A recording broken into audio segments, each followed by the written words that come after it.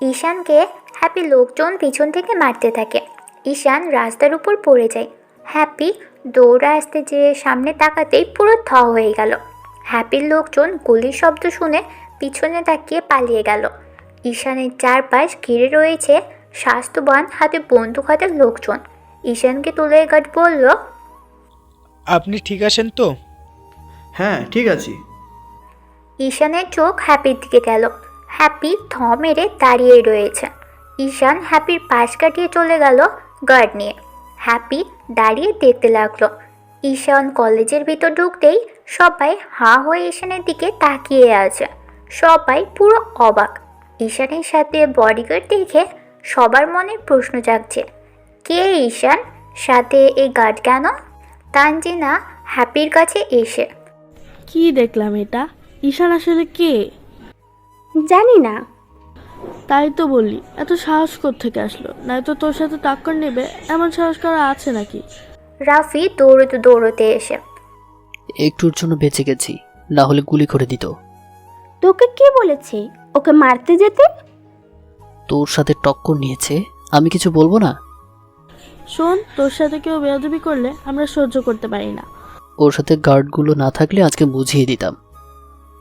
আর বোঝাতে হবে না, চল। কিন্তু কে ঈশান রে? পরে সব জানা যাবে, চল। হ্যাপি ওদের নিয়ে কলেজের ভিতরে ঢুকলো। কলেজের ভিতর ঢুকতেই কয়েকজন বলতে লাগলো, ঈশান কি হ্যান্ডসাম আর কত পাওয়ারফুল। কলেজে এসেই হ্যাপিকে প্রপোজ করলো। আমাকে করলে তো রাজি হয়ে যেতাম। এরকম জিনিস হাতছাড়া করা যায় নাকি? হ্যাপি কপাল অনেক ভালো। এমন কথা অনেকে বলতে লাগলো। হ্যাপির কথাগুলো সহ্য হলো না, যে মেয়েগুলোকে ঠাস ঠাস করে চড় মেরে, যা না, যে প্রপোজ কর। মাঝখান দিয়ে আমাকে কেন টানছিস? হুম, আমাকে নিয়ে আর একটা কথা বলবি তো তোদের কলেজ ছাড়া করব বলে দিলাম। হ্যাপির রাগ থেকে কলেজের সবাই চুপ হয়ে গেল। শ্রাবণী কলেজে এসে সব কিছু জানতে পারল। শ্রাবণী হ্যাপিকে শুনিয়ে শুনিয়ে, ডুবে ডুবে জল খাওয়া হচ্ছে, এমন ভাব করছে যেন অহংকারে পা পড়ছে না। হ্যাপি শ্রাবণীর কথা শুনে, না জেনে শুনে কথা বলবি না, তাহলে আমি ভুলে যাব শ্রাবণী তুই কে। ওরে সবই বুঝি, কে শ্রাবণী কে হ্যাপি, মাঝখান দিয়ে শ্রাবণী নেই। শ্রাবণী কথাটা বলেই চলে গেল। রিফা বলল, তোকে কিভাবে অপমান করে গেল? উফ, আমার মাথা এবার কিন্তু খারাপ হয়ে যাবে, চুপ কর। মাথা ঠান্ডা কর। হ্যাপি গাছতলায় বসলো। রাগে ফেটে যাচ্ছে। নিজেকে নিজেই ধিক্কার দিতে লাগলো।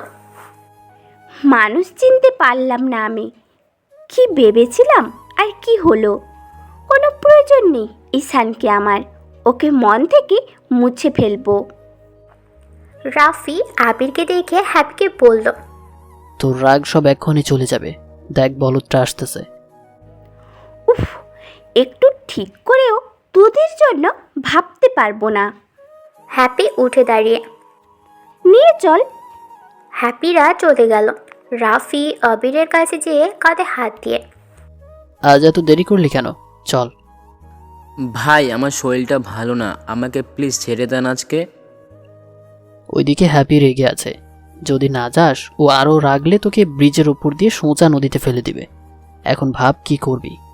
রাফি আবিরকে ভয় দেখালো। আবির ভয় পেয়ে রাফির সাথেই চলে গেল। অঙ্কিতা মিয়া সাহেবের তদন্ত আকবরকে সাথে নিয়েই করতেছিল। কিছুটা রহস্য খুলে গিয়েছে। অঙ্কিতা চেয়ারে বসে ভাবতেছিল, পুরো রহস্য জানতে হলে আমাকে ওই জায়গায় যেতে হবে। তখনই অঙ্কিতার ফোন বেজে উঠল। বড় স্যার কল করেছে। ফোন রিসিভ করতেই উপাস থেকে, অঙ্কিতা, তোমাকে আমি মিয়া সাহেবের তদন্ত করতে পাঠাইনি। তোমাকে যে কাজ দিয়েছি ওইটা করো। টাইগারকে খুঁজে বের করো। মিয়া সাহেবের তদন্ত বন্ধ করো। নিজের বিপদ নিজে ডেকে এনো না, কোনো কিছু শুনতে চায় না। আর একটা দিন যদি শুনি মিয়া সাহেবের ফাইল নিয়ে তদন্ত করেছ, তাহলে তোমাকে চাকরি থেকে একেবারে বের করে দেব। অঙ্কিতা স্যারের কথা শুনে পুরো অবাক হয়ে গেল। বড় স্যার বলল, তোমাকে চাকরি থেকে বরখাস্ত করার পর হয়তো তুমি বাঁচতেও পারবে না, তাই নিজের ভালোই নিজে বুঝে নাও। ফোনটা কেটে দিল। অঙ্কিতা টেবিলের উপর হাতের কনুই রেখে দু হাত মুখে দিয়ে ভাবতে লাগলো। কি এমন রহস্য আছে এই মিয়া সাহেবের মৃত্যুর পিছনে? বড় স্যার কেন বা রেগে গেল এত? সরাসরি চাকরিচ্যুত করার হুমকির সাথে মারও। বড় সাহেব বা জানলো কি করে? আমার ডিপার্টমেন্টে কেউ আছে যে ভেতরের কথা বাহিরে লিক করে? অঙ্কিতা চিন্তায় পড়ে গেল। পুকুর পাড়ে শ্রাবণী, আয়ান, মালিহা সহ সবাই আড্ডা দিচ্ছিল। পাশেই আমবাগান। হ্যাপিরা আবিরকে নিয়ে মজা করছে। হ্যাপি বলল, রোজ রোজ এক জিনিস করাতে পুরো বিরক্তি হয়ে গেছি। নতুন কিছু কর, নতুন কিছু ভাব। ওকে মাল খাইয়ে দিব। ও কি পারবে সইতে? পারুক আর না পারুক, খাওয়ানোর পর মাতলামি দেখে মজা নেওয়া যাবে। ঠিকই বলেছিস, যা নিয়ে আয়। আবির শুনে হ্যাপির সামনে বসে তোতলিয়ে। মামা মাল কি? হ্যাপি সিগারেটের ধোঁয়া আবিরের মুখের উপর ছেড়ে দিয়ে। হেব্বি টেস্টি জিনিস, খেলে বুঝবি। আবির সিগারেটের ধোঁয়ায় কাশতে থাকলো জোরে জোরে। আয়ান আবিরের কাশের শব্দ শুনে উকি মেরে, দেখ দেখ বলদটাকে সিগারেটে ধোঁয়া দিয়ে কি করাচ্ছে হ্যাপি। ওরা যে যার মতো তাই করুক, ওইদিকে তাকাস না। আরে দেখবি তো। শ্রাবণী মাথায় জাগিয়ে দেখলো হ্যাপি সমানে আবিরের মুখের সামনে ধোঁয়া ছেড়ে যাচ্ছে, আর আবির কাশতে থাকলো। কিছুক্ষণ পর রাফি হাতে একটা বোতল নিয়ে আসলো, মদের বোতল। শ্রাবণী দেখে বলল, মদের বোতল নিয়ে আসলো কেন? মনে তো হচ্ছে খ্যাতটাকেও খাওয়াবো। ও একটা বাড়াবাড়ি করছে। আরে মজাটা দেখতে দে। আবির রাফির হাতের বোতল দেখে, এটা কি? মদ। তুই এটা পুরো খাবি? আবির মদের নাম শুনে, না না, আমি খেতে পারবো না, এটা খাওয়া ভালো না, আমি খাবো না। তোকে তো খেতে হবে। আবির হ্যাপির পা ধরে, আমাকে মাফ করে দেন, আমি এটা খাবো না প্লিজ। আমাকে অন্য কিছু করতে বলেন, আমি সব করব, আমি এটা খেতে পারবো না। হ্যাপি পা ছিটকে দিয়ে পিছনে সরে। এত সাধু সাজার কোনো দরকার নেই, একবার যখন বলেছি তখন খেতে হবে। আবির অনেক আকুতি মিনতি করতে লাগলো। সবাই মিলে হাসাহাসি করছে জোরে জোরে। আবিরের কোনো কথাই কানে নিচ্ছে না। রাফি আবিরের দুই বাহু ধরল। হ্যাপি বোতলটা হাতে নিল। আবির মুখ নাড়াতে লাগলো। সিনথিয়া, তানজিনা আবিরের মুখ চেপে ধরল। আবিরের মুখ হা হয়ে গেল। শ্রাবণী এসব দেখে, হ্যাপি কাজটা ঠিক করছে না। চল ওকে এই সুযোগে ওর পাওনাটা বুঝিয়ে দিই। চল। শ্রাবণী আয়ান উঠে দাঁড়ালো। হ্যাপি বোতল খুলে যে মদ আবিরের গালে ঢালতে যাবে তখনই ঈশানী এসে। কি হচ্ছে কি এখানে? হ্যাপির হাত থেকে বোতলটা পড়ে গেল। ঈশানের পিছনে গার্ড।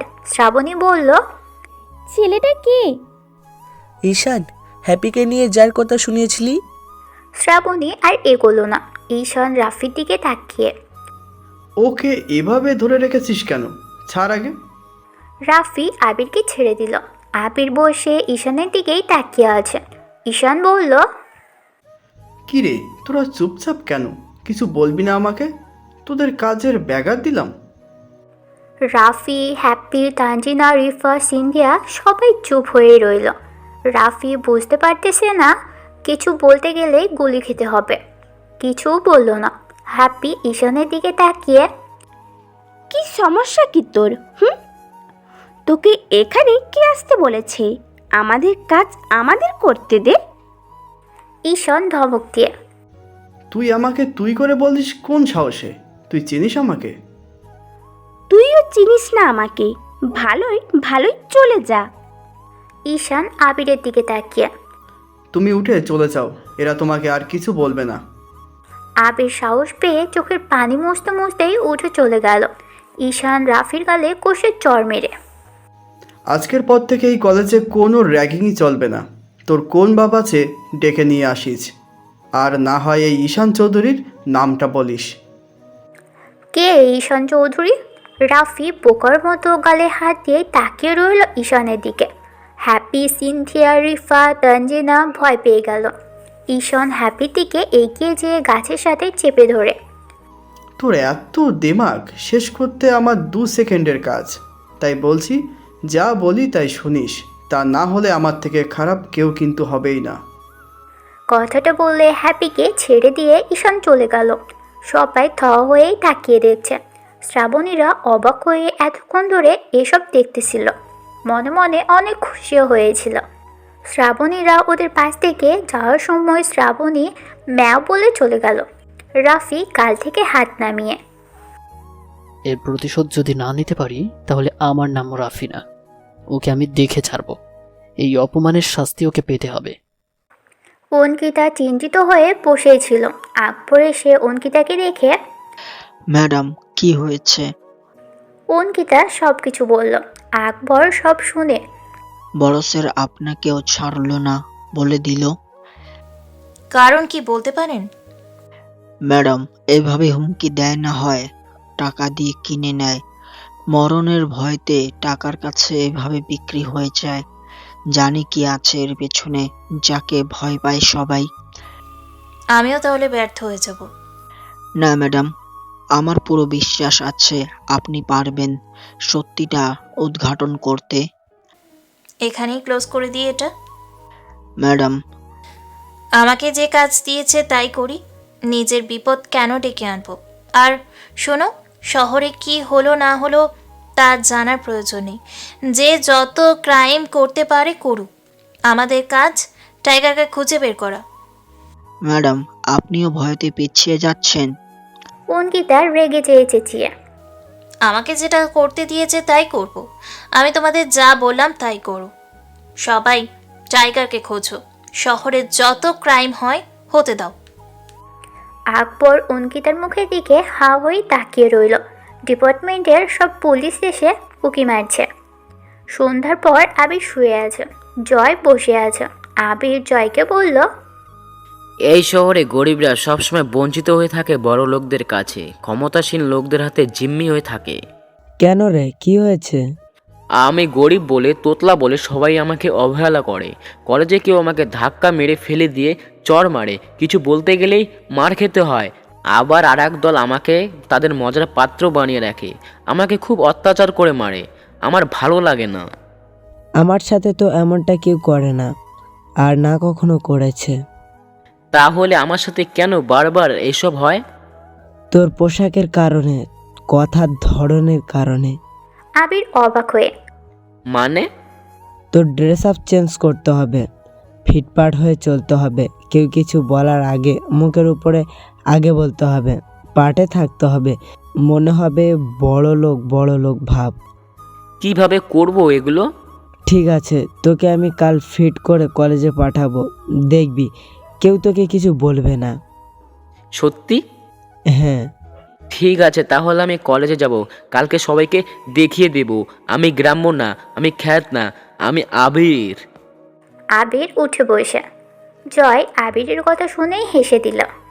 রাত 8টা। অঙ্কিতা লেকের উপর গাড়ি থামালো। আকবর বলল, ম্যাডাম এখানে যে গাড়ি থামালেন? একটু হাওয়া বাতাস খাবো। অনেক তো চার দেওয়ালের ভেতরে চোর পুলিশ করতে করতে জীবনের আসল ফিলিংস হারিয়ে ফেললাম, একটু উপভোগ করি। অঙ্কিতা কথাটা বলেই গাড়ি থেকে নামলো। আকবর, রেজাউল আর অন্যরাও নামলো। অঙ্কিতা নেমে লেকের দিকে হাঁটা শুরু করলো। পিছে আকবর, রেজাউল আর বাকিরা। লেকের পাড়ে অনেক পুলিশ দেখে কেউ কেউ হেঁটে অন্যদিকে যাচ্ছিল, কেউ কেউ কিছু লুকোচ্ছে। অঙ্কিতার সামনে যেয়ে কিছুটা দূরে হ্যাপিরা বসে আড্ডা দিচ্ছিল। তানজিনা অঙ্কিতাকে দেখে, এই রাফি, পুলিশ ম্যাডাম, লুকিয়ে ফেল। রাফি প্যাকেটটা পকেটে ঢুকিয়ে ফেলে। ভালো সময় দেখেছিস। এই লেডিকে বিশ্বাস নেই, কখন কি করে। এই যে কি দিয়ে তৈরি কে জানে, অন্যরা আসলে তো পেট ফুলিয়ে ফেলে, আর এ তো পেট ফুলেছে না, অথচ শত্রু বাড়ছে। আকবর 2-1জনকে ধরে নিয়ে অঙ্কিতার সামনে দাঁড়িয়ে, ম্যাডাম এরা লেকের পাড়ে মাদক বিক্রি করতেছিল, হাতে নাতে ধরছি। আপনাদের কি আমি বলেছি এখানে অভিযান চালান? আপনাকে যেটার জন্য আনছি তাই করেন, ওদের ছেড়ে দেন। এসব আমাদের কাজ। সরি ম্যাডাম, বুঝতে পারিনি। আকবর অঙ্কিতার কথাগুলো শুনে পুরো অবাক হয়ে গেল। অঙ্কিতা এত চেঞ্জ কিভাবে হলো? আকবর ওদের ছেড়ে দিল। অঙ্কিতা লেকের পানির ভেতর এক পলকে তাকিয়ে আছে। সিনথিয়া বলল, ব্যাপারটা নোট করেছিস? কি? এখানে অভিযানে আসলো কিন্তু চোখের সামনে সব ঘটেছে, কিছু বলছে না। উল্টে যাদের ধরলো সবাইকেও ছেড়ে দিল। তাই তো দেখলাম। ওরে না, এটা ওনার চালাকি। আমাদের ধরবে, সাথে সব কয়টাকে। লেডির ফাঁদে পা দেয়া যাবে না। তুই কিভাবে জানলি? চলতে চলতে সব কিছুই বুঝতে পারি। লেকের উপর থেকে একজন দৌড়চ্ছে আর চিল্লাচ্ছে, ওরে ঈশান চৌধুরী আসতেছে, পালাও পালাও, না হলে কপালে দুঃখ আছে। হ্যাপি রাফি সবাই একে অপরের মুখের দিকে তাকাতে থাকলো। ঈশান আসাতে সবাই পালাচ্ছে কেন? একজন বলল, ঈশান যাকে দেখে সিগারেট খায় পিছে দৌড়ায়, ওর গোষ্ঠীর ষষ্ঠী করা ছাড়ে, খুব ডেঞ্জারাস। হ্যাপিরা তাকিয়ে পড়ল। ঈশানের হাতে অনেক বড় একটা লাঠি, সাথে ওর বডিগার্ডও রয়েছে। ঈশান এদিকে এসে অঙ্কিতার সামনে দাঁড়িয়ে, আপনার সামনে মাদক সেবন করছে, আপনি কিছু বলছেন না? দেখে যাচ্ছেন। দায়িত্বে আটকা আমরা, আমাদের সব কিছু করার ক্ষমতা থাকে না, অনেক নিষেধাজ্ঞা থাকে। সব কিছু অমান্য করে যদি চলি, চাকরি থাকবে না, হয়তো জীবনটাও থাকবে না। আপনারা যদি এই কথা বলেন, আমরা সাধারণ মানুষরা কোথায় যাব বা কি করব? আমাদের চাইতে আপনারা অনেক কিছু করতে পারেন, যা আমরা পারবো না। ধন্যবাদ আপনাকে এত সুন্দর উদ্যোগ নেওয়ার জন্য। অঙ্কিতা কথাটা বলেই চলে গেল। ঈশান বলল, আজব মানুষ তো, পুলিশ হয়েও কোনো পাওয়ার নেই। পরের দিন সকালে জয় আবিরকে ফিট করে দিয়ে জয় গ্রামের বাড়িতে যাওয়ার জন্য বাসে উঠে গেল। আবির কলেজে আসলো। সবাই আবিরের দিকে হাঁ হয়ে তাকিয়ে আছে। হ্যাপি একটা সিগারেট বের করে মুখে নিল। ঈশানও এগিয়ে আসতেছে। হ্যাপি সিগারেটটা ধরাতে যাবে, তখনই ঈশান হ্যাপির সামনে চলে আসলো। হ্যাপি সিগারেট ধরাতে পারে না। ঈশান হ্যাপির মুখ থেকে সিগারেটটা নিয়ে ঠিক করে দিয়ে হ্যাপির হাতে দিয়ে, সব কিছু তাড়াহুড়ো করে করা ঠিক না, ভুল হয়ে যায়, ধীরে সুস্থে করতে হয়। ঠিক করে খেতেই শেখোনি, খাও কেন? আগে খাওয়া শিখো, তারপর খাও। আর হ্যাঁ, লোকের উপর সিগারেট খেয়ে আর 10টা মানুষের ক্ষতি না করে পাশে যেয়ে খেলে পারো। তোমাকে তো সিগারেটে সেই বানায়। ঈশান কথাটা বলেই চলে গেল। হ্যাপি অবাক হয়ে ঈশানে চলে যাওয়ার দিকেই চেয়ে আছে। হ্যাপি সিগারেটটা ফেলে দেয়। তানজিনা হ্যাপিকে বলল, কি হলো তোর হঠাৎ? তানজিনা সিনথিয়া রাফির দিকে রাগীভাবে তাকিয়ে, আমি যে সিগারেটটা উল্টোভাবে ধরে মুখে নিচ্ছি, তোদের চোখ কই ছিল? হুম। ঈশানের দিকে, তোর দিকে খেয়াল করিনি। ঈশান যা হ্যান্ডসাম, কিউট, ওরা দেখে তো পাগল হয়ে যাওয়ার মতো। হ্যাপি রেগে যেয়ে, ঈশানের দিকে চোখ দিলে একদম খুন করে ফেলবো। ঈশান তোদের দুলা ভাই লাগে, ঈশান শুধু আমাকে ভালোবাসে। রিফা, সিনথিয়া, তানজিনা, রাফি সবাই অবাক হয়ে গেল। হ্যাপির মুখের দিকে চেয়ে আছে। হ্যাপি বোকা সেজে গেল, লজ্জা পেয়ে চলে গেল। সবাই একে অপরের দিকে তাকাচ্ছে, কিছুই বুঝতে পারলো না। হ্যাপি ঈশানের প্রেমে পড়ে গেছে। তানজিনা বলল, এতদিন তবে ঈশানের জন্য মন খারাপ ছিল। এখন তো বুঝতে পারছি ঠিক। ও আমাদের থেকে লুকালো। হ্যাপির বাচ্চা, তোকে তো খাইছি। হ্যাপি এতক্ষণে লেকের পাড় থেকে চলে গেছে। তানজিনারা সবাই হ্যাপিকে খুঁজছে, কিন্তু হ্যাপি নেই। সুযোগ পেয়েই পালাইছে। কালকে ওকে দেখে নেব, এতদিন আমাদের থেকে লুকিয়ে নিল। চল। রাফিরা চলে গেল।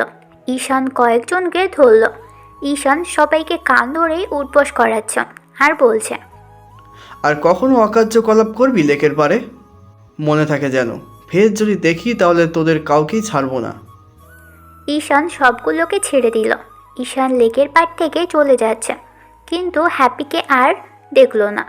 পরের দিন সকালে জয় আবিরকে জামা, প্যান্ট, জুতা, চশমা পরিয়ে দিয়ে, বাহ, তোকে তো অনেক সুন্দর লাগছে, পুরো হিরোদের মতো। আবির খুশি হয়ে। সত্যি ভাইয়া? হ্যাঁ, তোকে আর কিছু বলতে হবে না। মেয়েরা সিরিয়াল দিয়ে ঘুরবে তোর পিছনে, খবরদার কাউকে পাত্তা দিবি না। জয়ের এমন কথা শুনে আবিরের মন ফুরফুরা হয়ে গেল। আবির লজ্জাও পাচ্ছে, আবার অনেক খুশিও হয়েছে। জয় বলল, আমি বাসায় যাব, আম্মু জরুরি কল দিয়েছে, আমাকে বাসে উঠিয়ে দিয়ে তুই কলেজে যাস। ঠিক আছে। আবির জয়কে নিয়ে বাস স্ট্যান্ডে গেল। এমপি বাসের টিকিট কাটল। কম টাকায় ভালো মানের বাস। টিকিট কাউন্টারে বসে আছে আবির আর জয়। এক ভদ্র মহিলা লিডারের বড় ব্যাগ নিয়ে টিকিট কাটতে আসলো। ব্যাগ দেখে টিকিট কাউন্টারের লোক দেখে, কি আছে ব্যাগের ভেতরে? জামা কাপড় আর প্রয়োজনীয় জিনিসপত্র। অন্য কিছু নেই তো? না, অন্য কিছু থাকবে কেন? আসলে গাড়ি রাস্তা দিয়ে যাওয়ার সময় চেক হয়, তাই প্রয়োজনীয় জিনিস, টাকা বা অন্য কিছু থাকলে নিজের কাছে রাখুন। তা না হলে চেক করার সময় ওরা কিছু পেলে নিয়ে নিলে তার জন্য আমি দায়ী নই। আপনি থাকবেন বাসের ভেতরে, থেকে বক্স চেক করে নেব। ঠিকই বলেছো বাবা তুমি। ব্যাগ থেকে টাকা সোনা মোবাইল বের করে নিজের পার্সে রাখলো। আবির বলল, মানুষগুলো কত ভালো, সবাইকে আগের থেকে সতর্ক করে দেয়। হ্যাঁ রে, নাই চেকপোস্টে দাঁড়ালে চেক হওয়ার সময় অনেক কিছু নিয়ে যায় ওরা, পরে তো আর ওদের পাওয়াই যায় না। কিছুক্ষণ পর গাড়ি আসলো। আবির জয়কে গাড়িতে উঠিয়ে দিয়ে কলেজের দিকে রওনা হলো। হ্যাপি কলেজে আসতেই রাফি, তানজিনা, রিফা, সিন্ধিয়া ধরে বসলো। রাফি বলল, তলে তলে এসব চলে আর আমাদের জানাস না? কতদিন ধরে চলে? হ্যাঁ, আমাদের না বলে চলে গেলি কেন? কি দিয়ে কি হয়ে গেল বুঝতে পারিনি। তোদের বলবো করে আর বলতে পারিনি। ও তো কিছুদিন নাই ছিল, তোরা লজ্জা দিবি নে বলে চলে গিয়েছিলাম। তা ঈশান কি জানে? না, জানে না। তাহলে বলে দে ওকে। বাদ দে, কোনো মুরগি ধর, মুডটা ভালো করি। রাফি একটা ছেলেকে ডাক দিল। ছেলেটা কাছে যেতেই রাফি কিছু বলতে যাবে, তখনই ঈশান বডিগার্ড নিয়ে কলেজের ভিতরে ঢুকলো। রাফি চুপ হয়ে গেল। হ্যাপি ঈশানকে দেখে অন্যদিকে তাকিয়ে রইল। ঈশান হ্যাপির দিকে তাকিয়ে গার্ডকে বলল, তুমি এখানে দাঁড়িয়ে থাকবে। কেউ যদি কাউকে র্যাগিং করে আমাকে খবর দেবে, তারপর ওকে বুঝিয়ে দেব র্যাগিং কাকে বলে। Okay sir. ঈশান এভাবে কয়েক জায়গায় গার্ড রেখে চলে গেল। তানজিনা বলল, তোর ঈশানটা একটু বেশি বেশি, আমাদের মজা করাটাই মাটি হয়ে গেল। হ্যাপি তানজিনার দিকে তাকিয়ে, কি বললি তুই? কই কিছু না তো, দুলাভাই কত ভালো। আমার কিন্তু গা জ্বলছে। রাপি, তুই কিছু করতে পারছিস না? কালকের ভেতরই ওর ব্যবস্থা করব। তোর লোকেদের খবর দে। ওর সাথে যেভাবে গার্ডগুলো থাকে তাতে আমার লোক দেখলে ভয়তে পালাবে।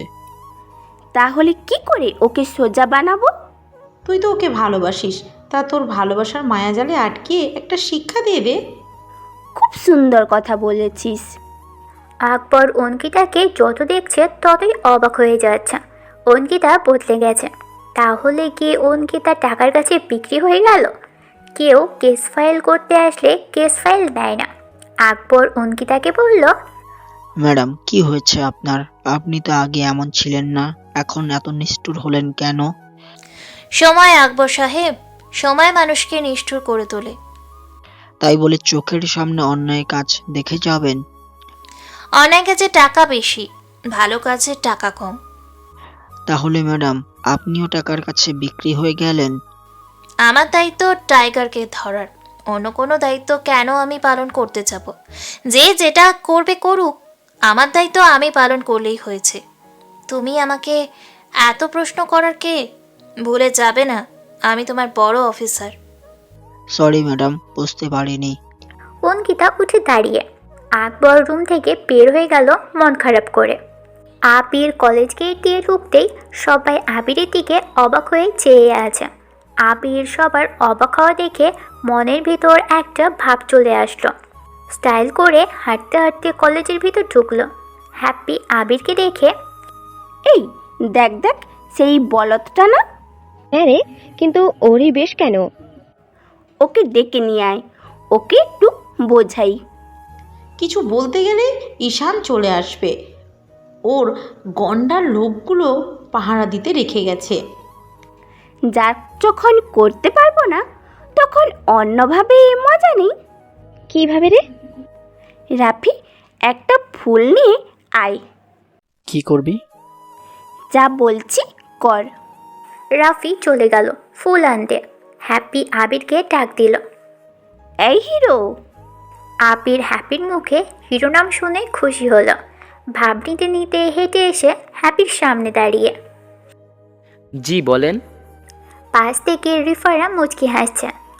তোমাকে তো আজ অনেক সুন্দর লাগছে, মনে হচ্ছে যেন বলিউডের কোনো হিরো। ধন্যবাদ। আবির চলে যেতে থাকে তখনই রিফা বলল, কই যাচ্ছিস? ক্লাসে, এখানে তো আমার কাজ নেই। তোকে যেতে বলছি। হ্যাঁ, কাজ নেই কে বললো? হিরো হয়েছিস দেখে কি কিছু বলবো না? তোর হাত পা এখানেই ভেঙে দিব, চিনিস না আমাদের। আবির ঘাবড়ে যেয়ে, না না, আমাকে কিছু করবেন না। তাহলে যা বলছি তাই শোনো। ঠিক আছে, শুনবো, বলেন। এর ভিতর রাফি ফুল নিয়ে চলে আসলো। হ্যাপি ফুলটা নিয়ে আবিরের হাতে দিয়ে, তোকে একটা কাজ করতে হবে, কাজটা করলেই আজ তোকে কেউ কিচ্ছু বলবে না, তুই ক্লাসেও যেতে পারবি। হ্যাঁ হ্যাঁ, বলেন। এই ফুলটা এই যে বসা মেয়েটার সামনে যে হাঁটু মুড়ে বসে জোরে চিল্লিয়ে প্রপোজ করবি। প্রপোজ করার শেষে ক্লাসে চলে যাবি। আমি পারবো না, আমাকে মারবে। তোর এত বড় সাহস, আমাদের মুখের ওপর কথা বলিস? তোকে তো আজ কাঁচা চিবিয়ে খাবো। তোকে সহজ কাজ দিলাম, পছন্দ হয়নি? ঠিক আছে, তাহলে চল, আমবাগানে গতকাল বেঁচে গিয়েছিলি, আজ বাঁচতে পারবি না। আবির ভয় পেয়ে, না না, আমি প্রপোজ করব। আবির ফুল হাতে নিয়ে বসে থাকা মেয়েটার সামনে যেয়ে দাঁড়ালো। হ্যাপিরা হাসাহাসি করছে। কলেজের স্টুডেন্টরা সবাই থেমে যেয়ে আবিরের দিকে তাকিয়ে আছে আর হাসছে। মেয়েটা মাথা নিচু করেছিল। আবির বসে মেয়েটার দিকে ফুল বাড়িয়ে দিয়ে চিল্লিয়ে প্লাস তোতলিয়ে বলল, এই খোলা আকাশের নিচে কলেজের প্রতিটা মানুষের সামনে রেখে বলতে চাই, আমি তোমাকে ভালোবাসি, ভালোবাসি তোমায়। মেয়েটা মুখ তোলে। আবির মুখ দেখে গলা শুকিয়ে গেল, জানে পানি নেই, চোখ বড় বড় করে তাকিয়ে আছে। ঠাসটার শব্দে পুরো ক্যাম্পাস ভরে গেল। সবাই হাসাহাসি করছে। আবিরের চোখে চশমা মাটিতে পড়ে গেল।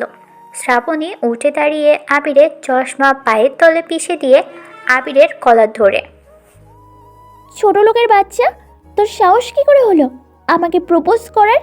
ছেঁড়া ক্যাথায় শুয়ে বড় লোক হওয়ার স্বপ্ন দেখিস? কখনো নিজেকে আয়নায় দেখেছিস?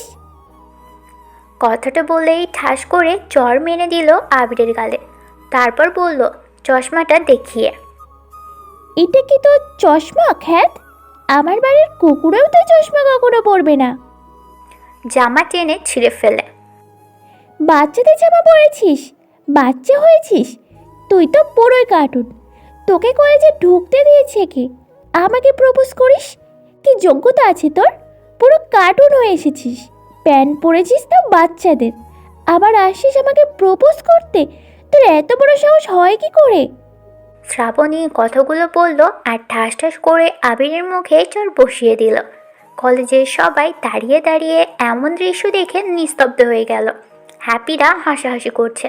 তানজিনা বলল, কার্টুন সেজে কলেজে এসছে, কেমন বলদ বানিয়ে দিলাম। সেই মাপের বিনোদন পেলাম। লাইফে এমন বিনোদন কখনো পাইনি। তোর বুদ্ধিটা কাজের ছিল। এভাবে কেউ বাচ্চাদেরটা পরে কলেজে আসে? চশমাটাও 10 বছরের বাচ্চাদের। ওরা সবাই হাসাহাসি করছে। আবির ঠাই গালে হাত দিয়ে দাঁড়িয়ে আছে। শ্রাবণী অনেক বাজে ভাষায় কথা বলে অপমান করতে লাগলো। আবিরের চোখ বেয়ে পানি ঝরতে লাগলো। মেহেদি স্যার এসে আবিরের হাত ধরে টেনে নিয়ে চলে গেলেন। শ্রাবণীর মাথা অনেক গরম হয়ে গেছে। কেউ কেউ হাসছে, কেউ কেউ মন খারাপ করে ফেলল। যে ছেলেটাকে বলদ পেয়ে ওদের খেলার পুতুল বানিয়ে নিল, ছেলেটার মাথায় কি জ্ঞান বুদ্ধি নেই? মেহেদি স্যার আবিরকে তার নিজ কক্ষে দাঁড় করিয়ে রেগেছে। তোর কি মাথায় জ্ঞান বুদ্ধি নেই? তোকে বারণ করেছে ওদের থেকে দূরে থাকবি, আর তুই কি পোশাক পরে আসছিস? তুই কি ছোট বাচ্চা? তুই কি মানুষ হবি না? বদলামি কতদিন ধরে করবি? আবির মাথা নিচু করে আছে, চোখ বেয়ে পানি পড়ছে তার। আজকে মনে অনেক বেশি আঘাত পেয়েছে সে। আবিরের বুকটা ফেটে যাচ্ছে কষ্টে। মেহেদি স্যার অনেক বকাঝকা করলো। মেহেদি স্যার বলল, তোকে যদি আর ওদের আশেপাশে দেখি তাহলে তোকে কলেজ থেকে বের করে দিব। আর এইসব পোশাকে আর কখনো কলেজে আসবি না। কার্টুন সাজার হলে বাইরে সেজে মানুষদের বিনোদন দে, যা সামনে থেকে। আবির চোখ মুছতে মুছতেই কক্ষ থেকে বের হয়ে গেল। আয়ান মালিহা দৌড়ে এসে শ্রাবণীর কাছে এসে, কি হয়েছে তোর? এই খ্যাত ছেলেটা কোথায়? ওকে আজ এমন শিক্ষা দিব জীবনে আর তোর সামনে আসবে না। আমার মাথা এমনিতেই গরম হয়ে আছে, আর গরম করিস না। বাবার ব্যবসার ওপর বদলোকের নজর পড়েছে। আমাকে জিম্মি করে বাবার ব্যবসার 40% নিয়ে গেছে। একে তো আমার মুড অফ, তার ওপর ওই খ্যাতটা এসে মেজাজটা আরও বিগড়ে দিয়েছে। তোর বাবা তো কম পাওয়ার না, তাহলে তোর বাবা কিছু করছে না কেন? হুম সবাই বেইমানি করেছে, নিজেদের লোকেরাই মিলে এসব করেছে। কে রে সে? সৈয়দ মির্জা। মির্জা নামেই চিনি তাকে সবাই। শ্রাবণী বলতে লাগলো, গতকাল রাতে ম্যানেজার ফোন দিয়ে বলল, ম্যাডাম আপনাকে একটা মিটিংয়ে জয়েন করতে হবে। ড্যাডি কি বলেছে? বস তো বলেছে আপনাকে যেতে। ডিলটা অনেক বড়, একবার হাতে পেলে অনেক লাভ হবে। ঠিক আছে, আমি ড্যাডির সাথে কথা বলে আসি। Okay madam. ফোনটা কেটে দিল। শ্রাবণী আমির সাহেবকে কল দিল। আমির সাহেব কলটা ধরে, মামনি, ব্যস্ততার কারণে তোমাকে একটা কথা বলতে ভুলে গেছি। ম্যানেজার কল দিয়ে সব বলেছে আমাকে। হ্যাঁ, তুমি যাও, যে তাদের সাথে কথা বলো, বাকিটা আমি এখান থেকে ম্যানেজ করে নেব। ঠিক ড্যাডি। তুমি এখনই বেরিয়ে পড়ো মামনি। ওকে ড্যাডি, রাখছি। শ্রাবণী কলটা কেটে দিল। শ্রাবণী ফ্রেশ হয়ে সেজে গাড়ি নিয়ে বেরিয়ে পড়ল। গাড়িটা যে 10 তলা হোটেলের সামনে দাঁড়িয়ে পড়ল। নিচে ম্যানেজার অপেক্ষা করতেছিল। শ্রাবণী গাড়ি থেকে নেমে ম্যানেজার শ্রাবণীকে ওয়েলকাম জানিয়ে শ্রাবণীকে নিয়ে হোটেলের ভিতর ঢুকলো। লিফটে উঠে 6 তলায় গেল। একটা রুমের ভিতর কিছু মেয়েও রয়েছে। শ্রাবণী সেই রুমে ঢুকতেই সবাই উঠে দাঁড়ালো। শ্রাবণী হাতে ফুলের তোড়া নিয়ে শুভেচ্ছা জানালো। তারপর বসে শ্রাবণী ক্লায়েন্টের সাথে কথা বলতে লাগলো। বেশ সুবিধা আছে। শ্রাবণী প্রস্তাবটায় রাজি হয়। তখনই রুমের ভিতর সৈয়দ মির্জা ঢুকে। আমি কখনো কল্পনা করতে পারিনি আমার পাতে এভাবে পা দেবে। যেখানে আমি রয়েছি সেখানে তো পা দেবেই, এটাই ছিল মূর্খম সময়। সবাই হো হো করে হেসে উঠল। শ্রাবণী অবাক হয়ে উঠে দাঁড়িয়ে, এসবের মানে কি? আর ম্যানেজার সাহেব কি সব? বর্ষ মামনি, এত উত্তেজিত হইও না। তুমি এখন আমার আয়ত্তের ভেতরে আছো। যদি বেশি লাফালাফি করো তাহলে তোমার জন্যই বিপদ। কে আপনি? আর কি যে আপনার? এসবের মানে কি? তোর বাবার ব্যবসায় শেয়ার চেয়ে 50%, তাই তো এত আয়োজন। আপনার এত লোভ? যার নুন খেলেন তাকেই ছবল দিলেন? ম্যানেজার হেসে দিয়ে, ছবল না দিলে জীবনে বড় হওয়া যায় না। এই তোর বাপকে ফোন দে, এত কথা বলার সময় নেই আমার। না, আমি থাকতে কখনো এটা হতে দিব না। সৈয়দ মির্জা একটা পিস্তল টেবিলের উপর রাখলো। শ্রাবণী অবাক হয়ে গেল। ম্যানেজার বলল, স্যার আমি কল করছি, ওকে করতে হবে না। ম্যানেজার পকেট থেকে ফোনটা বের করেই আমির সাহেবকে কল করলো। আমির সাহেব কল ধরতেই ম্যানেজার যা বলল তা শুনে হাত থেকে ফোনটা পড়ে গেল আমির সাহেবের। আমির সাহেব কলটা ধরতেই ম্যানেজার বলল, স্যার শ্রাবণী ম্যাডামকে জিম্মি করছে, আপনি তাদের কথায় রাজি না হলে শ্রাবণী ম্যাডামকে মেরে ফেলবে। আমির সাহেব কথাটা শোনা মাত্রই ফোনটা হাত থেকে পড়ে গেল। আমির সাহেব ফোনটা তুলে, কার এত বড় সাহস এই আমিরের দিকে চোখ দেওয়ার? সৈয়দ মির্জা। ওকে চেনে না? আমি কি করতে পারি ওর? শ্রাবণী ম্যাডাম ওর কাছেই, ওর সাথে টক্কর নেওয়া সহজ না। সৈয়দ মির্জা ম্যানেজারের দিকে চেয়ে, কি পীড়িতের কথা বলছিস? ফোনটার দিকে দে। ম্যানেজার ফোনটা সৈয়দ মির্জার কাছে দিল। সৈয়দ মির্জা ফোনটা কানের কাছে নিয়ে, এই আমির, তোর সাথে প্রীতের আলাপ করার সময় নেই আমার, সোজাসুজি কথা বলতে ভালোবাসি আমি। মির্জা ভুলে যাস না আমি কি করতে পারি। তুইও ভুলে যাস না, তোর মেয়ে এখন আমার সামনে। আমরা এখানে 5 জন আছি। তুই কিছু করার আগে আমরা এই 5 জন তোর মেয়েকে ইচ্ছা মতো ভোগ করবো, তারপর পার্সেল করে তোর কাছে পাঠিয়ে দেবো। পারলে কিছু করে দেখা। ড্যাডি, ওদের কথায় তুমি রাজি হও না, ওরা আমার কিচ্ছু করতে পারবে না। সৈয়দ মির্জা একটা মেয়েকে চোখে ইশারাই করল।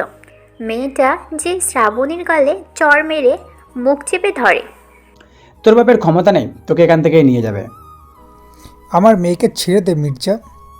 ছেড়ে দেবো তুই যদি আমার কথায় রাজি হস, আর না হলে তোর মেয়েকে। না না, আমার মেয়ের কিছু করিস না। বল তোর কি কথা শুনতে হবে। তোর ব্যবসায় 40% শেয়ার আমার চাই, আমাকে দিতে হবে। আমির সাহেব রেগেছে। তোর সাহস হলো কী করে আমার ব্যবসার উপর চোখ দেওয়ার? তোকে কোনো শেয়ার দিব না। তোর মেয়েকে তাহলে। আমির সাহেব একটু শান্ত হয়ে, না না, আমি দেব। আমার মেয়েকে ছেড়ে দে। এই তো লাইন এসেছিস, তোর মেয়েকে বল পেপারসে সাইন করে দিতে। সৈয়দ মির্জা ফোনটা শ্রাবণীর মুখের সামনে ধরে আমির সাহেবকে বলল, মামুনি, যেখানে সই করতে বলে সেখানেই সই করে দাও, তারপর বাসায় চলে যাও। ড্যাডি, যা বললাম তাই করো। আমার ব্যবসা দিয়ে কী করবো মামুনি? যেখানে তুমি না থাকো ওরা নিয়ে যাক। আমার মামুনি ভালো থাকলেই আমার শান্তি।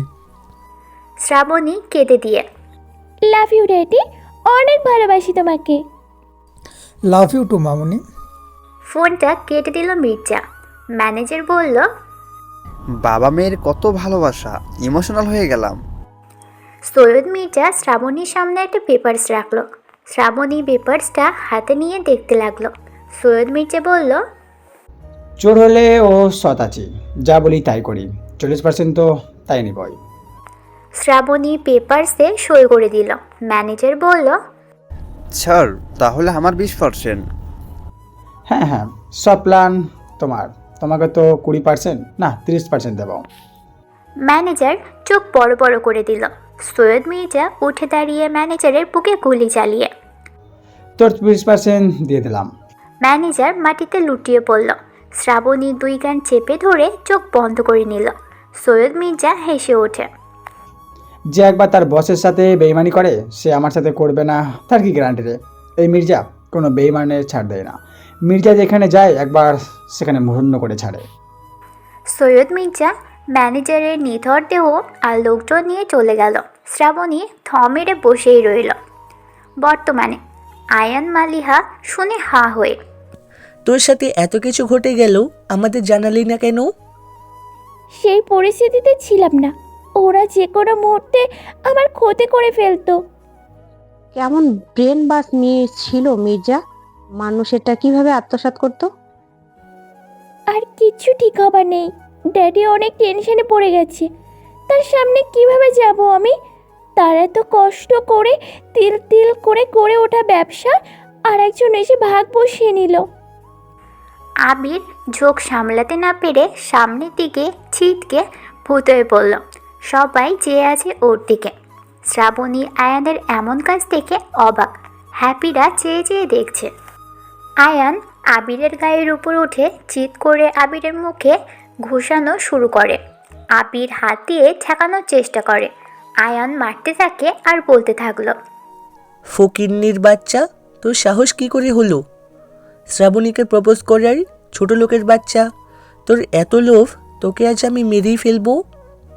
শ্রাবণী এসে আয়ানকে থামানোর চেষ্টা করছে। শ্রাবণী বলছে, ছেড়ে দে ওকে, ওর অনেক শিক্ষা হয়েছে, আর মারিস না, মরে যাবে। আমাকে আটকাস না, ওকে মেরেই ফেলবো। শ্রাবণী রাত দেখিয়ে চিল্লিয়ে, তোকে ছাড়তে বলছি, ছাড়। আয়ান আবিরকে ছেড়ে দেয়। আবির কোনো মতে উঠে দাঁড়ায়। ঠোঁট বেয়ে রক্ত পড়ছে ওর। অসহায়ভাবে শ্রাবণীর দিকে তাকালো। তারপর চারপাশে সবাই হাসছে, মজা নিচ্ছে। আবির সামনের দিকে হেঁটে যেয়ে হ্যাপিদের দিকে তাকালো। ওরাও হাসাহাসি করছে। হ্যাপি বলে উঠল, আহারে, প্রেম কুমারের ভালোবাসাটাই বুঝলো না। ইস রে, প্রেম কুমারকে এভাবে মারলো। আমরা বুঝি তলে তলে সবই চলে, এখন শুধু নাটক। শ্রাবণী ওদের কথাগুলো শুনে চলে গেল। ওরা হাসাহাসি করছে। ছেঁড়া জামা ছেঁড়া জুতো পরে রক্তাক্ত অবস্থায় আবির কলেজ থেকে বের হয়ে গেল। শ্রাবণী আয়ানকে বলল, আমার ভালো লাগছে না, বাসায় যাচ্ছি, তোরা থাক। আয়ান, শ্রাবণী, মালিহা কলেজ থেকে চলে গেল। কিছুক্ষণ পর ঈশান আসতেই গার্ডরা সব কিছু বলল। ঈশান রেগে যে, তোমরা ছিলে কোথায়? কিছু বলনি কেন? স্যার, এটা কলেজ, স্টুডেন্টদের আমরা কিছু বলতে পারবো না। বললেই সবাই আমাদের ক্ষিপ্ত হবে, সবাই মিলে। আমাকে কল করনি কেন? স্যার, আপনার ফোন অফ। ঈশান ফোনটা বের করে দেখলো ফ্লাইট মোড চালু করা আছে। ঈশান হ্যাপির সামনে যেয়ে, অন্যের সাথে মজা নিতে ভালোই লাগে, নিজের সাথে যেদিন মজা নিবে সেই দিন বুঝবে। আর নিরীহ মানুষগুলোকে টার্গেট না করে আমাদের মতো লোকদের টার্গেট করো, একদিনও টিকতে পারবে না। পাইছো বোকা সহজ সরল একটা ছেলেকে? আজ যদি ওর কিছু হয়ে যেত তার দায়ভার নিতে পারে তুমি? তুমি এতটাই নিষ্ঠুর, ছি। ঈশান হ্যাপিকে বকে রেগে চলে গেল। রাফি বলল, এই ঈশান অনেকবার বেড়েছে, ওকে এবার একটা শিক্ষা দিব। এখন কেন কথা বলছিস? যখন কথা শোনাচ্ছিল তখন কেন বলিসনি? মারবে তার জন্য? ও তো ঠিক কথা বলেছে, আমি তো নিষ্ঠুর। একটা ছেলেকে দিনের পর দিন কিভাবে অত্যাচার করেছি, আর চোখের সামনেই মজা নিতেছি, কেমন অবস্থা করে ফেললাম। আমার আর এসব সহ্য হচ্ছে না। হ্যাপি কথাটা বলেই চলে গেল। রিফা, তানজিনা, সিনথিয়ার মনটাও খারাপ হয়ে গেল। ওরাও চলে গেল। রাফি বলল, তোদেরকে দেখিয়ে দিব আমাদের অপমান করার ফলস্বরূপ ঈশান চৌধুরীকে কি অবস্থা করি। রাফিও কলেজ থেকে চলতে গেল। বিষ্ণু চেয়ারে হেলান দিয়ে চোখ বন্ধ করে দিয়ে ভাবতেছিল কে দিতে পারে আগুন, নাকি নিজেদের ভিতর কেউ লাগিয়েছে জেনে বুঝে। অর্ক এসে, বস, সব প্ল্যানিং শেষ, রাতে কাজটা করতে হবে। ওই অঙ্কিতার আজই শেষ দিন।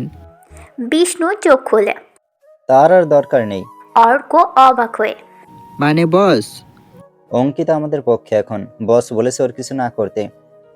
আমার মেয়ে মানুষকে বিশ্বাস হয় না। অবিশ্বাসের মতো কোনো পরিবর্তন দেখছি না। তাহলে মেধা আমাদের সাথে এমনটা করতে পারলো? বাদ দে ওর কথা। কেন?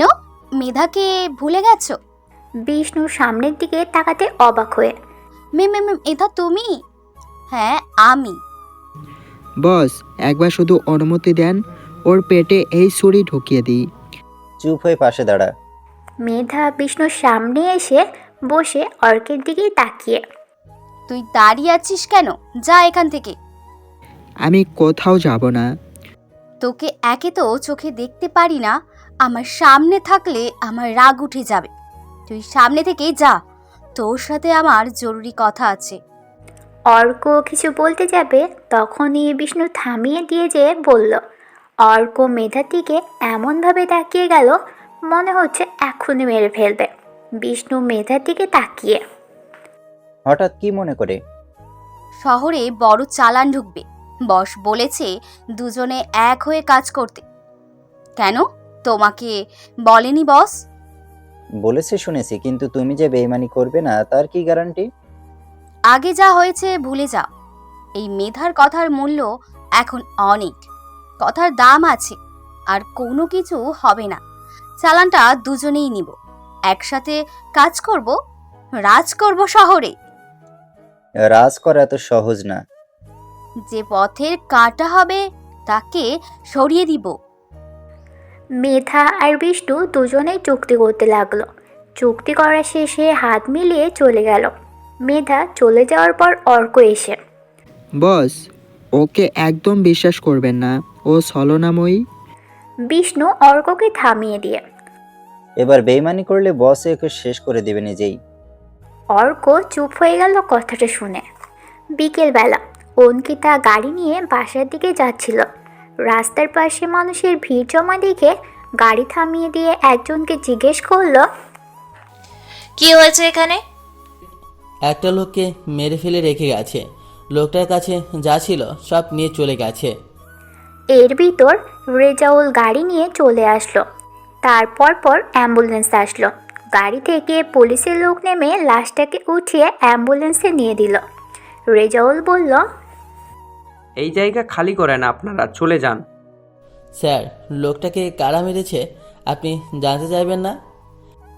তোর কি মরার শখ জেগেছে? তাহলে থানায় চলে আসছিস, কেস ফাইল করিস ওদের বিরুদ্ধে। সবাই চুপ হয়ে যায়। রেজাউল গাড়িতে উঠে চলে গেল। কেউ কেউ বলতে লাগলো, টাকা আগে থেকে পকেটে ঢুকেছে। আমরা কিছু বলতে গেলে হয় জেলে মিথ্যা মামলায় ঢুকিয়ে দেবে, না হলে সন্ত্রাসী দিয়ে গুম করে ফেলবে। প্রতিবাদ করার মতো কি কেউ নেই? আর কতদিন শুনবো? কোনো একদিন তো আমাদের না হয় এভাবে মরতে হয়। টাইগার কি এখানে এসে এই লোকগুলোকে শাস্তি দিতে পারছে না? তাহলে তো সবাই শান্তিতে থাকতো। যে যার মতো করে চলে গেল। অঙ্কিতা এতক্ষণ এইগুলো সব দেখতেছিল, শুনতেছিল। অঙ্কিতার মনে প্রশ্ন উকি দিল, রেজাউল কি কোনোভাবে জড়িত? ভাবতে হবে অনেক। অঙ্কিতা চলে গেল। সন্ধ্যার পর লেকের পাড়ে সিনথিয়া আর হ্যাপি পাশাপাশি বসে আছে। সিনথিয়া হ্যাপিকে বলল, ঈশানকে কালকেই তোর মনের কথা বলে দিবি। না, তা আর কখনো সম্ভব না। সিনথিয়া অবাক হয়ে যায়। কেন?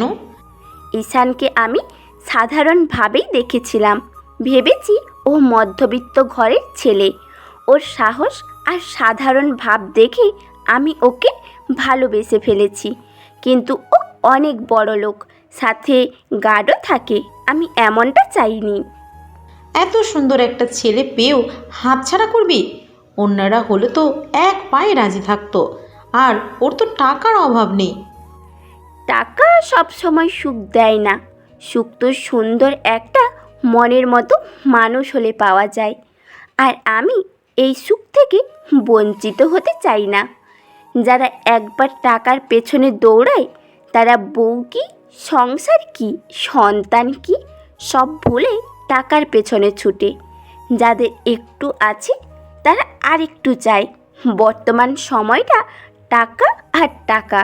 সুখ কজনের কপালে থাকে?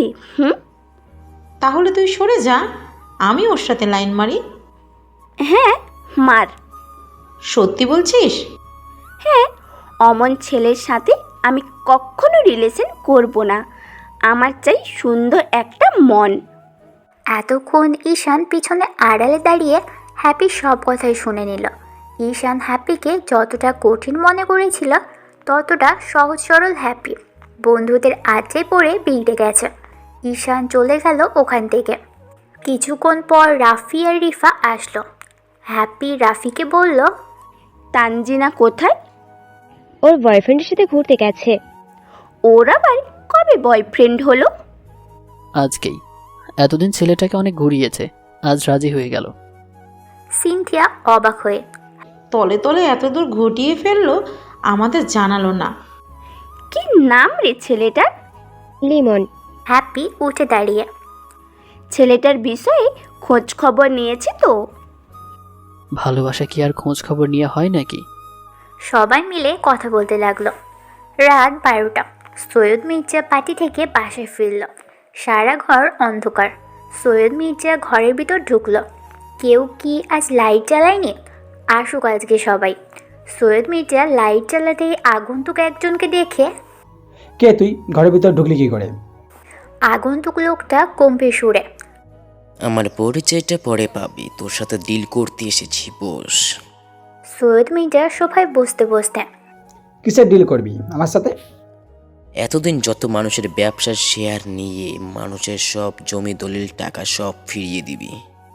সৈয়দ মির্জা হেসে ওঠে, সুন্দর যোগ জানিস তো। আমার এই ব্যবসায় এসে আমার সাথে আমি জিনিস নিয়েই ডিল করতে আসছিস। তোকে ভালো ভালোই বলছি, তুই সব দিয়ে দিবি, ভোর হতে না হতে। তুই এই সৈয়দ মির্জাকে চিনিস না, তুই আমার কিছুই করতে পারবি না। আমার সিংহের গোয়ায় ঢুকে সিংহকে হুমকি দিস, তুই বেঁচে ফিরতে পারবি না আজ। সৈয়দ মির্জার দিকে যে চোখ দেয় তার চোখ উঠিয়ে ফেলব। আগন্তুক লোকটা জোরে হেসে উঠল। সৈয়দ মির্জা উঠে দাঁড়িয়ে ও লোক ডাক দিল, কিন্তু কেউই আসলো না। আগন্তুক লোকটা অট্টহাসিতে ফেটে পড়ল। সৈয়দ মির্জা কোমর থেকে পিস্তল বের করে আগন্তুক লোকটার দিকে চালাতে যাবে, তখনই আগন্তুক লোকটা গ্লাসটা মেরে দিল সৈয়দ মির্জার হাত থেকে। পিস্তলটা ছিটকে পড়ে গেল। আগন্তুক লোকটা বলল, তুই এমনই একটা সুট, তোকে ধরা ছোঁয়া যায় না, কিন্তু দেখ তুই আমার কাছে ধরা খেয়ে গেলি, আমার হাতেই তুই মরবি, তোর খেলা এখানে শেষ। আগন্তুক লোকটা সৈয়দ মির্জাকে কিছু বলার সুযোগ না দিয়েই গুলি চালিয়ে দিল। সৈয়দ মির্জা নিথর দেহ ফ্লোরেই পড়ে রইল। আগন্তুক লোকটা সৈয়দ মির্জার বুকের উপর পাড়া দিয়ে চলে গেল। পরের দিন সকালে আমির সাহেব শ্রাবণীকে ফোন দিয়েই যাচ্ছে, কিন্তু শ্রাবণী ফোন তুলছে না।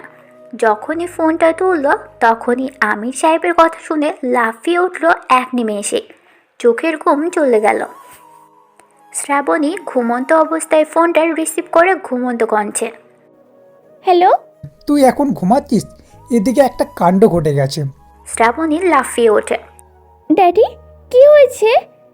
টিভি নিউজ দেখে রাত সৈয়দ মির্জাকে কে খুন করে বাইরে ঝুলিয়ে রেখে গেছে। ওর কোনো অনুসারী ও বেঁচে আছে। ওর বাসায় যা কিছু ছিল সব কিছু পুড়িয়ে ফেলেছে। কথাটা শোনা মাত্রই শ্রাবণীর চোখের ঘুম এক নিমেষেই উড়ে গেল। শ্রাবণী টিভির রিমোট নিয়ে টিভি চালালো। নিউজ 50-তে বলছে, সোহেল নিউজ করছে। ভদ্র লোকটার উপর কার কু পড়ল কেউ জানে না, এভাবে মানুষটাকে মেরে ফেলে রেখে তার ঘর পুড়িয়ে দিল।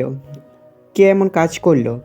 সোহেলের নিউজ দেখে শ্রাবণী মনে মনে বলছে, সমাজের ভদ্রলোক হতে পারে, কিন্তু ও কত বড় শয়তান তা যে জানার সে জানে। ও ভদ্রলোক হলে তো আর মরতো না। যে মেরেছে তাকে কখনো পেলে ধন্যবাদ দিব। শ্রাবণী টিভির দিকে নজর দিল। আবার পুলিশ অফিসার অঙ্কিতা আসতেই মিডিয়ার লোক অঙ্কিতাকে ঘিরে ধরল। সোহেল বলল, ম্যাডাম, এ তো নামি দামি ভালো মানুষটাকে কে মারলো? আমাদের কাছে এখনো অজানা, তবে তদন্ত করলেই জানতে পারবো। এর ভেতরে তার শত্রু কোনো হাত আছে? থাকতে পারে, তার সম্পর্কে অনেক খারাপ কথা শুনেছি। সে অন্যের ব্যবসা, জমি, বাড়ি সব দখল করত, আর না হয় পার্সেন্টেজ খেত। হয়তো তারই ভেতর কেউ মেরে ফেলেছে। সে তো সবার কাছে ভালো একজন মানুষ। ভালো মানুষ হলে খুন হতো না। অঙ্কিতা বাড়ির ভিতর ঢুকে গেল। সোহেল নিউজ করতে লাগলো, আমরা যতদিন জানি যে সে ভদ্রলোক ছিল, কিন্তু পুলিশের চোখে সে অপরাধী ছিলেন। পুলিশের বক্তব্য সৈয়দ মির্জাকে তার কোনো শত্রু মেরে ফেলেছে। পুলিশের তদন্ত চলছে। কতদূর কি জানতে হলে সাথেই থাকুন। নিউজ 50 চ্যানেলের সাথে আছি আমি সোহেল। সোহেলের নিউজ দেখে অনেক গালি দিতে লাগলো। কেউ কেউ বলতে লাগলো, ভদ্রলোক না, ওর মতো একটা হারামি নেই কোথাও। হারামিটা জীবনটা অভিশাপ করে তুলেছে। মেরেছে, ভালো করেছে, মানুষ শান্তিতে থাকতে পারবে। শ্রাবণীর মুখে হাসি ফুটে উঠল। শ্রাবণী টিভি অফ করে দিয়ে, ড্যাডি, তুমি কিছু করেছো নাকি? না রে মামনি, আমরা ওকে ধরার ছোঁয়ার বাইরে ছিল। আমার থেকে বড় জায়গায় হাত ছিল, তা না হলে ও কবেই দেশে ছেড়ে পালাতো। তাহলে আমাদের আর ওকে শেয়ার দিতে হবে না। বেশি লোভ করছিল, এখন মরছে। হ্যাঁ মামনি, তুমি নিজের দিকে খেয়াল রেখো, সাবধানে থেকো, গার্ড নিয়ে চলো। না বাবা, আমার কিছু লাগবে না। শ্রাবণী আমির সাহেবের সাথে কথা বলে ফোনটা রেখে দিল। অঙ্কিতা বাড়ির চারপাশে চোখ বলে আকবরকে বলল, কিছু কি পেয়েছো? না ম্যাডাম, এমনভাবে পুড়ে গেছে বাড়িটা, তাতে কোনো কিছুই পেলাম না। সব কিছু পরিকল্পনা করেই মারা হয়েছে, তা না হলে তার এত গার্ডের ভেতর দিয়ে মেরে দিয়ে চলে গেল। হ্যাঁ ম্যাডাম, কোনো প্রফেশনাল কিলার হবে। এটা টাইগারের কাজ না তো? আকবর অঙ্কিতার দিকে অবাক হয়ে তাকিয়ে, আপনি কি শিওর? খুনের রহস্য থেকে তাই মনে হচ্ছে। সৈয়দ মির্জার লাশের রিপোর্ট নিয়ে থানায় এসো, আর এখানে যেন কেউ না আসে আমার অনুমতি ছাড়া। Okay madam. অঙ্কিতা চলে গেল। আকবর মর্গের দিকেই চলে গেল। সকাল 10টা। ঢোলা ঢালা জামা প্যান্ট, চুলগুলো অগোছালোভাবে ঈশান হেঁটে আসছে। হ্যাপির চোখ পড়তেই হ্যাপির চোখ ছানা বড়া হয়ে গেল। হ্যাপি অবাক হয়ে চেয়েই রইল। সিনথিয়া বলল, চোখে কি ভুল দেখছি? আজকে ওর গার্ড গেল কোথায়? নিশ্চয়ই কোনো চালাকি আছে। এই বেশে আজকে বুঝলাম না। ঈশান হ্যাপির সামনে দাঁড়িয়ে। কেমন লাগছে আমাকে? আমি অতি সাধারণ একটা মানুষ, আজ কোনো গার্ড নেই। তুমি কি আমার বন্ধু হবে? হ্যাপি চোখ বড় বড় করে দিয়ে ঈশানের দিকে চেয়ে আছে। ঈশান তুড়ি বাজিয়ে, বন্ধু হতে এসেছি, অন্য কিছুই না। অবশ্য তুমি না করতে চাইলে অসুবিধা নেই, আমার বন্ধুর অভাব হবে না। তানজিনা পাশ থেকে হ্যাপিকে গুঁতো মেরে, হাত বাড়িয়ে দে, এটাই সুযোগ, এমন সুযোগ মিস করিস না। হ্যাপি ঈশানকে বলল, হ্যাঁ হতে পারি, তবে তোমাকে এভাবে সাধারণ থাকতে হবে, না থাকবে তোমার কোনো গার্ড। বন্ধু থাকলে গার্ডের প্রয়োজন হয় না। ঠিক আছে, আজ থেকে আমরা বন্ধু। হ্যাপি ঈশানের দিকে হাত বাড়িয়ে দিল, ঈশানও হাত বাড়িয়ে দিল। সবাই বেশ খুশি। রিফা মনে মনে বলছে, কোন আগুনে হাত দিলে ঈশান চৌধুরী বুঝতেও পারেনি আগুনে জ্বলে পুড়ে শেষ হয়ে যাবে। শ্রাবণী হাসি খুশিভাবেই কলেজে আসলো। আজ মুড অনেক ভালো। শ্রাবণী ঈশানকে হ্যাপিদের সাথে দেখে, তলে তলে সব হয়ে গেল, মাঝখান দিয়ে আমরা জানলাম না। চোর কি আর এমনি বলে? কার কি হচ্ছে দেখছি তো। একজনের শিকার আরেকজন করে তাকে তুনো ধুনো করা ঠিক না শ্রাবণী, জেনে বুঝে অবুঝের মতো কাজ করা ঠিক না। সবাই ঈশানের দিকে তাকিয়ে পড়ল। হ্যাপি বলল, তুমি আবার কি বলছো? ওই যে গতকালকে যে ছেলেটা র্যাগিং দিতেছিল, পরে ওর কাছে পাঠালে ও কি মাইটটা না দিল? হ্যাপিরা হেসে উঠল। তানজিনা বলল, গতকালকে সেই মাইট দিছে, বেচারা কার শাস্তি কে পায়? তাহলে এটা তোদের সাজানো ছিল? হ্যাঁ, কেমন দিচ্ছিলাম প্রপোজ করতে পাঠিয়ে। শ্রাবণী রাগী ভাবে, তোদেরকে দেখে নিব। শ্রাবণী চলে গেল। হ্যাপিরা হাসতে থাকলো। হ্যাপি বলল, এই আজকে ছেলেটা আসেনি এখনো? গতকাল যে মাইট দিছে তাতে তো মনে হয় না আর আসবে কলেজে। ছেলেটার সাথে অনেক অন্যায় করে ফেলেছো, এটা ঠিক না। ছেলেটা কি তোমার কেউ হয়? তোমার এত লাগছে কেন? এগুলো ভালো না। আমি তোমাকে বোঝাতে চাই, তুমি বুঝো না। তুমি আমার বন্ধু, ভালো খারাপ পথ তো দেখাতে হবে। হয়েছে, এত গান দিতে হবে না। ঈশান রিফার দিকে তাকিয়ে উঠে দাঁড়িয়ে হ্যাপির হাত ধরে টেনে নিয়ে চলে যাচ্ছে। রাফি, রিফা, সিন্ধিয়া, তানজিনা অবাক হয়ে চেয়ে রইল। হ্যাপি বলল, কি করছো? হাত ছাড়ো। আমার সাথে ক্লাস করবে? বাইরে এত আড্ডা দেওয়ার কোনো প্রয়োজন নেই। আমার কিন্তু এগুলো ভালো লাগে না। ঈশান হ্যাপিকে চোখ গরম দিল। হ্যাপি চুপ হয়ে গেল। সবাই চেয়ে চেয়ে দেখল। ঈশান হ্যাপিকে নিয়ে ক্লাসে ঢুকে গেল। শ্রাবণী পুকুর পাড়ে বসেছিল। পিছন থেকে মালিহা বলল, কিরে আজ এত খুশি কেন? সমস্যা সমাধান হয়ে গেছে।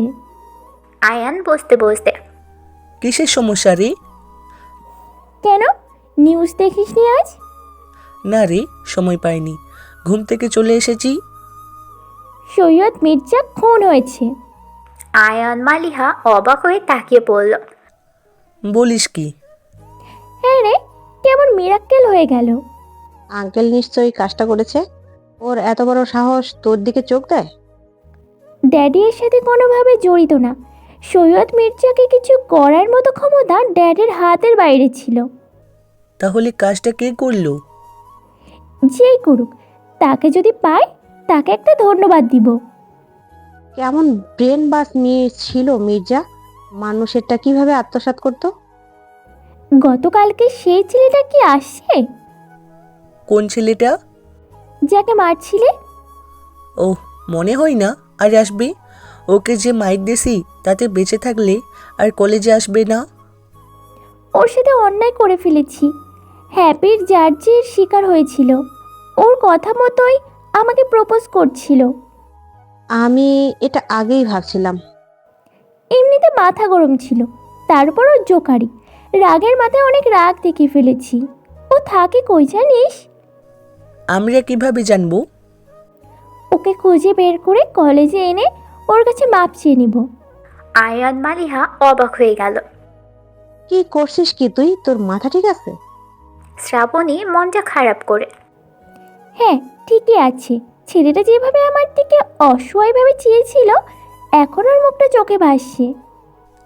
যা হবার হয়ে গেছে, বাদ দে। ও কি খোঁজা লাগবে কেন? ও কলেজে আসলে সরি বলে দিব। আমি যে ঠিক থাকতে পারবো না, ওকে খুঁজতে হবে। শ্রাবণী উঠে চলে গেল। মালিহা বলল, ওর হঠাৎ কি হয় বুঝি না।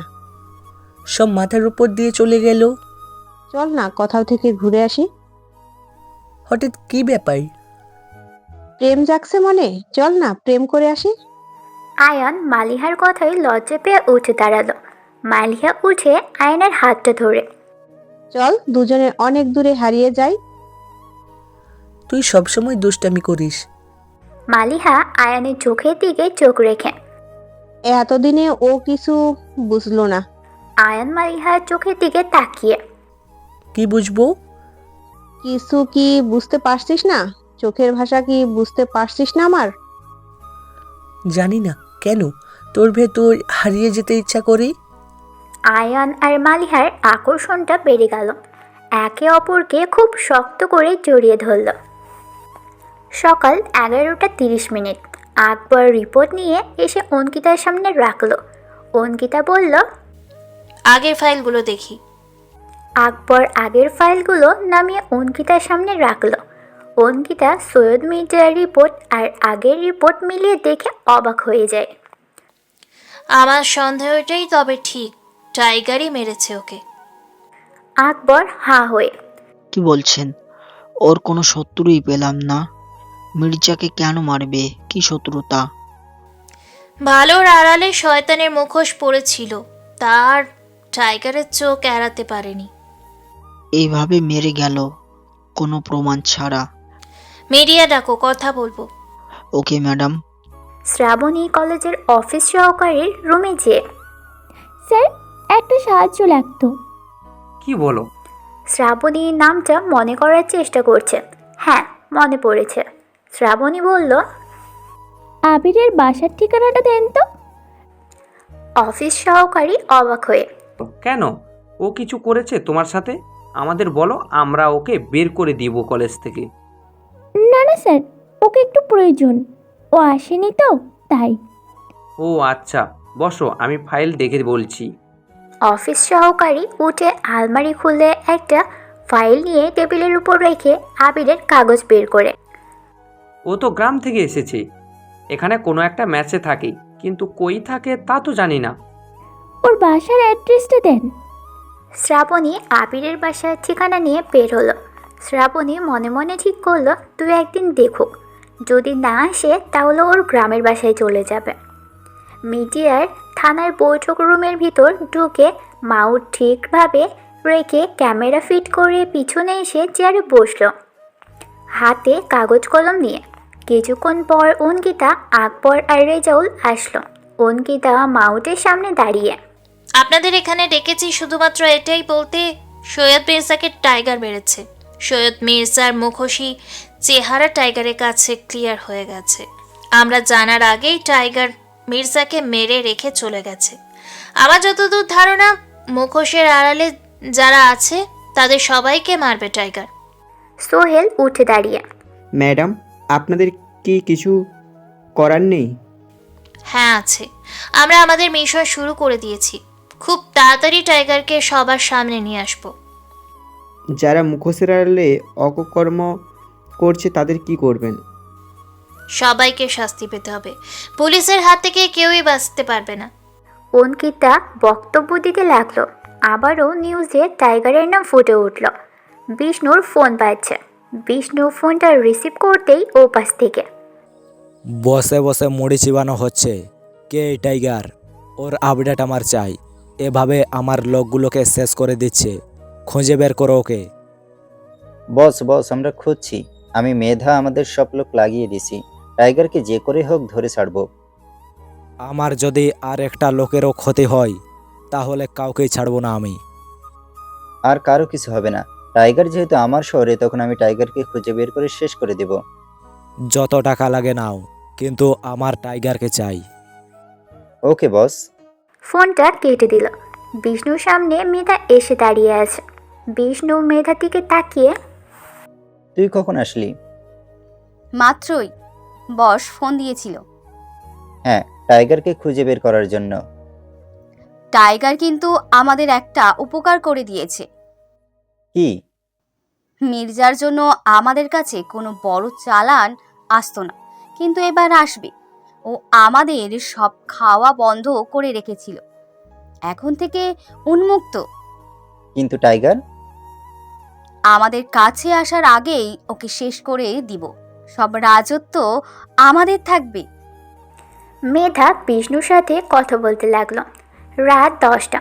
রাফির বাবা পাশে ফিরতেই রাফি বলল, তোমার সাথে কিছু কথা ছিল। বল।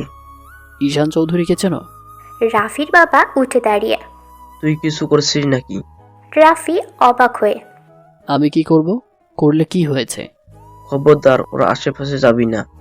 ও খুব ডেঞ্জারাস। ওর বাপের চেয়ে ও বেশি ভয়ঙ্কর। রাফি হাঁ হয়ে, তুমি ওকে চিনো? খুব ভালো করে চিনি, এখনকার এমপির ছেলে। তাই তো বলি, ও কেন এত পার্ট নেয় আর কেন ওর গার্ড থাকে? ওর বাবার সাথে আমাদের সম্পর্ক ভালো। তুই কিছু করে থাকলে বল। না, কিছু করিনি, তবে ওকে কিছু করার চিন্তা ভাবনা করছি।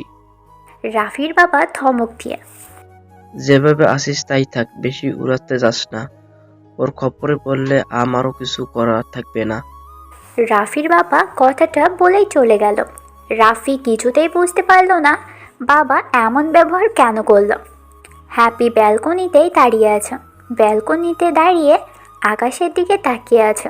হঠাৎ করে পিছন থেকে কারো দুটো হাত দিয়ে চোখ বন্ধ করে ধরল। হ্যাপি চমকে উঠল।